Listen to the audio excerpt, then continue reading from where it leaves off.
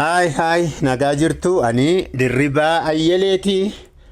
Egaa har'as barumsa keenya seerluu yookaan giraamerii afaan Ingilizii yeroo dheeraadha kaasee egaa walii wajjin ilaaluu jalqabne mata duree waliigalaa English Grammar Explained in Afaan Oromoo isa jedhuun walitti deebinee jirra. Har'as egaa deebinee wal arginee jirra. Barumsi keenya har'aa immoo waa'ee artiikiliiti. Tarii namoonni barumsa kana yeroo jalqabaaf argitan akka barumsa kana isin qaqqabuuf yoo barbaaddan iskiriinii kanarraa karaa harka bitaa gajjallaadhaan dirree afaan YouTube isa jedhu YouTube irraa YouTube chaanaalii kana yoo dhattanii subscribe gootan yeroo yerootti isin qaqqabaa jechuudha. Egaa kallattiidhumaan gara barumsa keenyaatti yoo ceene types of articles isa jedhu argina. Artiikiliin yeroo baay'ee waan barattoota sadarkaa gajjallaa sadarkaa tokkoffaarra jiran qofaa ilaallatu fakkaata. Miti garuu baay'ee dubbii bu'uuraati waan ta'eef dubbannaa keessattis barreeffama keessattis wanta gatiin addaatti kennamee baratamuun irra jirudha waan ta'eef jabeessitanii akka hordoftan isin jajjabeessuun barbaada. Egaa hiikaa isaasirraa akkuma arginu. Articles are words that precede nouns to indicate whether a noun is specific or general jedha. Amma gaa bakka kanarraa tokkoffaa artiikilii warri jedhaman sadii ta'uu isaanii lakkoofsaan sadii ta'uu isaanii fi isaan immoo eenyu fa'a isa jedhu sammuutti qabachuu danda'u nurra jira. A and Z sadii isaanis immoo A and Z warra jennuudha. Maayinni hojiin isaanii immoo naawonii dura galanii yeroo barreessinus yeroo dubbannus naawonii dura dhufu. Amma gaa naawonii jechuun maal jechuudha isa jedhu beekuun immoo gaariidha. Naawonii dura dhufanii naawoniin nuti waa'ee isaanii artiikiliin ibsinu kun immoo ispeesifikii moo jeneraaliidha.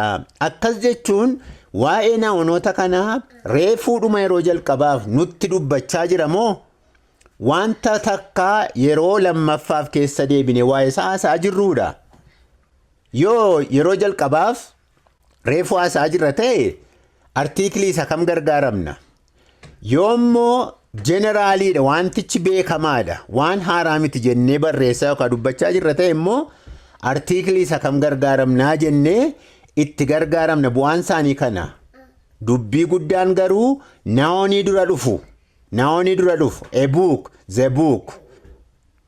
Wanta akkasii a pencil, the pencil. Amma eenis zeenisi buukii dura dhufanii buukiin immoo naawoniidha. Peensilii dura dhufanii peensiliin immoo naawoniidha. Naawoniin bifa garaagaraan ta'uu danda'a egaa garuu immoo naawonii dura dhufuu isaanii adda baasnee beekuu danda'u nurra jira jechuudha. Articles are generally divided into two main types. Sadan isaanii A aniif Zeen bakka gurguddaa lamatti qoodamu. Inni jalqabaa indefinite articles warri jedhaman F aniidha. Definite articlein immoo Zedha jechuudha. Bakka lamatti qoodamiinsa isaanii keessaa kana fakkaatu. Amma gaa tokko tokkoon warra definitis warra indefinitis ilaalla. Fakkeenyaaf warra indefinite articles jedhaman keessaa F anii keessaa Y ani ilaalla. An used to indicate something or somebody that is not definite or specific. Bu'aa ani artiikilii an inni jedhu hojiinsaa inni tokko bakka garaagaraatti dhimma itti baana. Hojiinsaa tokko wanta reefuu yeroo jalqabaaf waa'ee isaa dubbannu. Wanta yeroo jalqabaaf dubbannu dura gashinee dhimma itti baana.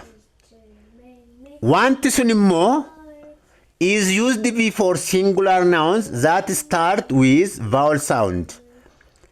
Yeroo jalqabaaf reefuu naawonii maqaa dhoofnu tokko ta'ee immoo tokko yeroo jalqabaaf maqaa dhoofna tokko lammaffaa naawoniin keenya sun singulaarii ta'uu irra jira. Aniin singulaarii ta'uu irra jira. Kan biraan immoo singulaarii dhuma ta'eyyuu immoo vaawolootaan qubeen jalqabaa isaanii warra vaawoliin jalqabu ta'uu irra jira.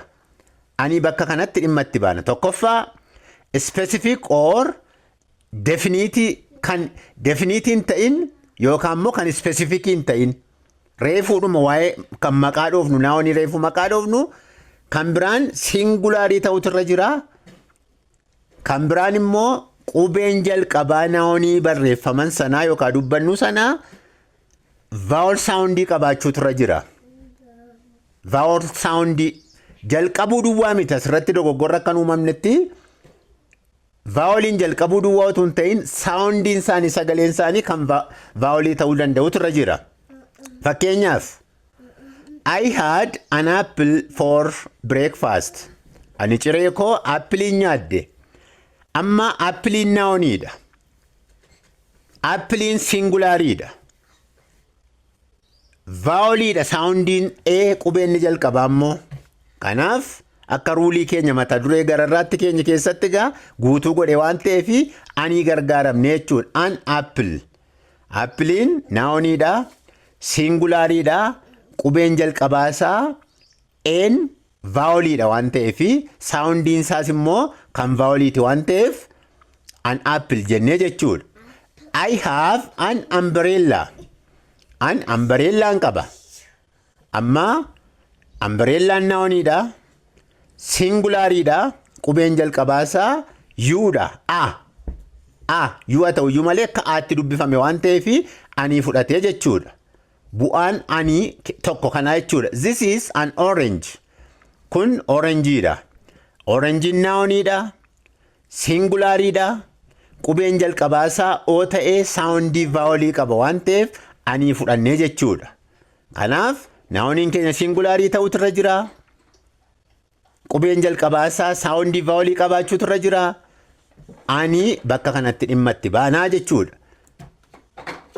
Immoo used to indicate something or somebody that is not definite or specific. Aniin indefinite artikiliidha waan ta'eef bifa wal fakkaataan dhimma itti baana. Wanti nuti dubbannu yeroo jalqabaaf yeroo ta'uudha jechuudha. Fakkeenyaaf isaan kun immoo aniin warra vowel soundii qaban qubeen jalqabaa isaanii vowelii ta'e jennee dhimma itti baana. Immoo warra konsonaantii ta'an egaa qubee 26tu jira afaan ingilizii keessa isa keessaa 5 AEIOU'n voweliidha warri raafan 21 immoo konsonaantiidha waan ta'eef warra konsonaantii soundii qaban irratti dhimma itti baana jalqabni isaanii jechuudha. Fakkeenyaaf akeekeet found a puppy on the road. Amma a puppy. Puppyin buchullaa sareeti. Puppyin singulaariidha. Puppyin piidhaan jalqabe. Piin immoo konsonaantiidha. Kanaafi reefu immoo waa'ee isaa ibsina. Saree matee tokko argate malee saricha olii isaa hin beennu. Reefuudhuma saree karaarraa daandii irraa argachuu isaa dubbanne waan ta'eef immoo wantichi indefinitiidha. Definitii miti jechuudha. Yookaan specifikii miti. Kanaafi bifa kanaan dhimma itti baane. Ifeeraa has a cat. Kaatii akkamii qaba hin beennu. Reefuudhuma waa'ee kaatii ifeeraa dubbachaa jirra waan ta'eef. Garuu immoo kaatiin singulaariidha. Siin konsonaantiidha. Kanaaf dhimma itti baana. Eetti dhimma itti baane jechuudha. I have never used a computer. Compuutera isa kam hin beennu. Sababiin isaa maaliif? Reefuu dubbanna waa'ee isaa haasa'utti kaana. Itti fufnee waa'ee compuutera kanaa dubbanna ta'ee a computer hin jennu. The computer is jechuu dandeenyaa jechuudha. Sababiin isaa ammoo deebi'ee maal ta'a? Definitii ta'a waan ta'eef. Yeroo jalqabaaf yeroo dubbannu garuu gargaaramna. Tokkoffaa computerri singulaariidha. Tokkoffaa qubeen jalqabaa computeraa siidha konsonaantiidha. Kanaafi eetti dhimma baanaa jechuudha. Kan biraan maaliif gargaara? Article when speaking someone's job. Fakkeenyaaf hojii nama tokko yeroo ibsinu ogummaa professionii nama tokko yeroo keenyu she is a teacher. Isheen barsiiftuudha. Teacheriin singulaariidha. Kanaafi ogummaa ishee ibsaa jirra waan ta'eef ogummaa namaattiin ibsuudhaaf hin ta'a jechuudha. He is a doctor. Inni dokteriidha. Kanaafi singular noun ta'ee bifa kanaan professionii hojii namaasittiin ibsuun hin danda'ama. I am an engineer. An engineeriidha. Maaliif ani gargaaramne iddoo kanatti? E for egg ishee jedhan haa taatu iyyuu malee saawundii aaya qabaatu iyyuu malee vaawoliidha waan ta'eef ani gargaaramnee jechuudha. Singulaariidha immoo waan ta'eef. Kan biraa'een when we want to say one with big numbers. Yeroo lakkoofsa guddaa wayii tokko ibsinu immoo fakkeenyaaf gargaaramna. I need 100 books. 100 books jechuun 100 books jechuudha. Kanaaf lakkoofsa gurguddaa bifa kanaan itti gargaaramne ibsina. 1000 years. Waggaa 1000 jechuun millennium jechuudha. Kanaaf lakkoofsa bifa akkasiin dubbannus itti gargaaramne ibsinaa jechuudha. Qajeelfamni ruulii artiiklii ta'ee indefinite article nu abbooma waan ta'eef nu deggera waan ta'eef. Mee fakkeenyaaf words starting with a consonant. Consonantiidhaan jalqabanii. Consonantii jechuun egaa warra vaawoliin ta'in warra 21 jechuudha. Consonantiidhaan jalqabanii but use ani gargaaramu. Consonantiin jalqabu garuu silaa jalqabuu turre ture garuu immoo aniin jalqabu. Maaliif qooda maaliif aniin jalqabu jarri kun exceptioniitu jira jechuudha. Fakkeenyaaf an hour amma kuni echiin konsonantiidha. Akka ruulii ilaalaa dhufnetti immoo dhaan jalqabuu turre ture. Haa ta'u iyyuu malee saawundiitti ilaalamaa jenne sagaleen ittiin waamamu hour jenne otoo hin ta'in hour jenne sagalee a qaba waan ta'eef sagalee vaawolii qaba waan ta'eef ani fudhatee jechuudha. An honesty mit an honest oodha waan ta'eef on immoo vaawoliidha waan ta'eef saawundii o qaba yeroo waamamu echina barreeffamu iyyuu malee kanaaf ani fudhatee hourly otoo hin ta'in hourly on immoo vaawoliidha waan ta'eef ani fudhatee MBA sagalee jedhu qaba. MA sagalee jedhu qaba. Kanaaf MSC honorary an X-ray XA sagalee saawundii qaba waan ta'eef jalqabni isaanii konsonantii haa ta'u iyyuu malee yeroo waamaman immoo sagalee vaawoliin waamamu waan ta'eef ani fudhatanii jechuudha. Word is starting with a vowel. Warri kun immoo vaawoliin jalqabu fudhatu immoo silaa akka vaawoliin jalqabaniif ani fudhachuu ture fudhatu. Isaan immoo A1 amma silaa A100 a university U amma isaan kun immoo vaawoliidhaan jalqabanii garuu amma A1 oodhaan waamne on enneetu hin ta'in 1 W dha. Saawundii W qaba saawundii konsonantii. A university university jenne otoo hin ta'in university U'n immoo saawundii konsonantiiti. A unique U na jalqabu iyyuu malee saawundiin isaa U waayidha jechuudha. A uniform a unit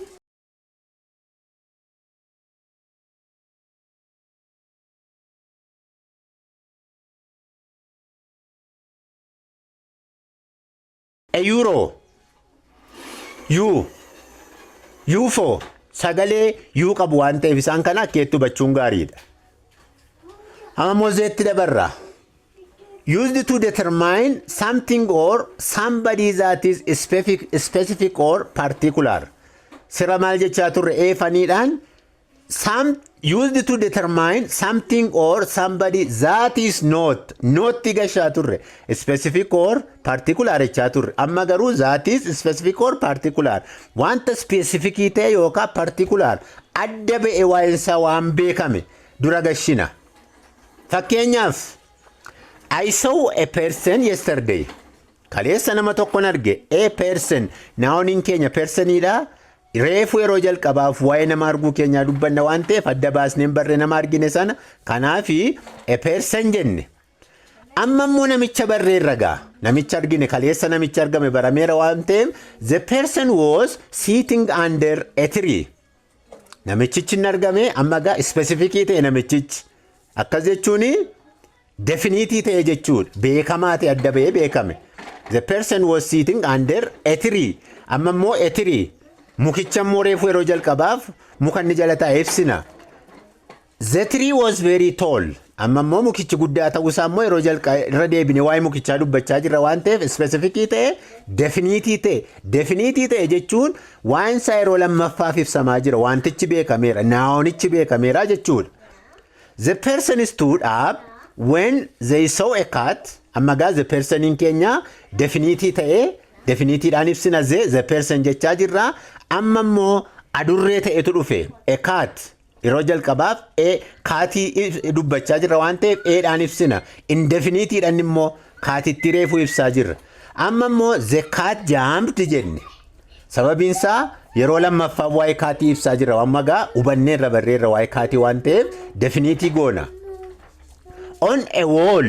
Amma wall yeroo jalqabaaf reefuu barreeffama keenya keessa jira. Kanaaf a wall jennee naawonii keenya singulaariidha mooti waan ta'eef to try and catch a bird. Amma simbirroo isheen qabachuuf utaalte reefuu yeroo jalqabaaf sina waan ta'eef a bird jenna. But the bird flew off the wall. Amma immoo yeroo lammaffaadhaaf bird ibsinaa jirra. Definite article goona. Sababiin isaa already takkaa dubbanneerra yeroo lammaffaa dubbanne the bird waan ta'eef flew off the wall. Wallis gaarraatti ibsinee turre yeroo gaarraatti ibsine eegoone sababiin isaa indefinitiidha reefoo yeroo jalqabaaf dubbanne waa'ee isaa adda baasneen barree amma immoo the wall jenne definitii goone zeetti gargaaramne yeroo jalqabaaf dubbanne waan ta'eef bu'aan zee tokko kana. Kan biraan when a noun is unique naawoniin nuyi definite article zeedhaan ibsinu unity yeroo ta'u akkas jechuun there is only one of that thing. Akaakuun naawonii keenya tokko qofaan yeroo jirus immoo zee gargaaramna. Fakkeenyaaf the sun, the earth, the moon, the president, the CEO. Isaan kan immoo kallattiidhumaan definite article zeedhaan ibsuu dandeenya. The sun rises in the east. Amma tokko qofaa jira akaakuun sanii tokkuma jira waan ta'eef he is the president of the USA. Inni prezidentii USA'ti. Prezidentii tokkuma jira waan ta'eef naawonii isa prezidentii jedhu zeedhaan article definite articleidhaan ibsinee jechuudha. She is the CEO. Isheen CEOdha. Chief Executive Officer jechuudha. Geggeessaa olaanaa. Amma gaa CEO tokkotu jira waajjira tokko keessa waan ta'eef CEO jennaa jechuudha. Kanaaf zeen bu'aan isaanii gara biraan wanti tokko qofaasaa yeroo jiru naawoniin tokko qofaasaa yeroo jiru ittiin ibsinaa jechuudha. Kan biraan bu'aan zee used with singular and plural nouns. If aniin singular naawonii duwwaa irratti gargaaru. Zeen garuu pluraalii irratti singulaarii irratti sin gargaara. The dog. Amma doogiin singular naawoniidha. Definite articlein keenya immoo singular naawonii ibsuuf gargaaruu danda'a. The dog jenne. Definite yeroo ta'u jechuudha. The dogs. Isaan kunis definite naawoniidha. Dogsiin ana pluraaliidha. A house. The houses jechuun hin danda'ama jechuudha. The students did great on their tests. The students. Zeen amma plural noun dura goree ibseera jechuudha. A students jennee barreessuun hin danda'ame yeroon indefinite article ta'u immoo. Gara biraan bu'aan zee whenever the uncountable noun is defined or specific. Uncountable noun in irra kan fa'i sugarii faa, airii faa, waterii faa. Wantoota akkasii kana yeroo isaan maal ta'an defined or specific ta'an adda baasne isa kam bishaan isa kam qilleensa isa kam sugarii isa kam jedhee barreeffamichi yookaan dubbannaan keenya clear godhee yeroo inni dubbatu zeetti dhimma ba'an. Fakkeenyaaf he drank the water she brought him. The wateriin uncountableidha. Definite article gargaaramne. Maaliif? Bishaan isa isheen fiddeef bishaan sun beekamaadha isa kam isa isheen fiddeef uncountable ta'ee specificidha jechuudha. Definite ta'e beekamaadha waa'een bishaan keenya waan ta'eef. He dropped the sugar he was using all over the floor. Shukkaara isa ofii isaatiif itti gargaaramaa ture gannaqe lafarratti dhangalaase isa kam isuma ofii isaatiif itti gargaaramaa ture. Sugariin uncountable nounidha. Haa ta'uyyuu malee immoo definitiidha jechuudha. Beekamaadha. Sukkaara isa kam akka ta'e. Kanaaf zeetti gargaaramne. Get out of the water. It's dirty. Bishaan isa kam keessaa? Isa xurii keessaa. Kanaaf wateriin uncountable haa ta'uyyuu malee definitii ta'eera waan isaa beekamaadha. Isa xuriidha waan ta'eef zeetti gargaaramna. I love the music you are playing. Musiikii isa kamiin jaalladdan? Isa taphachaa jirtu beekamaadha jechuudha musiikitti. Uncountable haa ta'uyyuu malee zee gargaaramne. The weather is beautiful today. Maaltu? Weatheriin yoom? Har'a. Har'a qilleensichi gaariidha. Har'a beekamaadha jechuudha yoom akka ta'e. Kanaafi uncountable haa ta'uyyuu malee weatheriin zeetti gargaaramneerra jechuudha. Kanaaf bu'aan zee akkasitti ilaalamuu danda'a. Egaa waa'een artiikilii baay'ee murteessoodha. Murteessoo qofaa otoo hin ta'in bal'aadha. Bal'aa qofaa otoo hin ta'in cimaadha. Cimaa waan ta'eef immoo qorannaa addaa kanarra darbaa hangabaabsee dhuman yaada bu'uuraati jedhee waantan yaade kaa'e malee jabeessitanii yaalii ofii keessaniin itti fuftanii akka qorattan isin jabeessuun barbaada. Egaa barumsi keenya guyyaarraa kan hangammaatti ture fakkaata. Jabaadhaa. Torbanarraa immoo barumsa gara biraadhaan wal argina.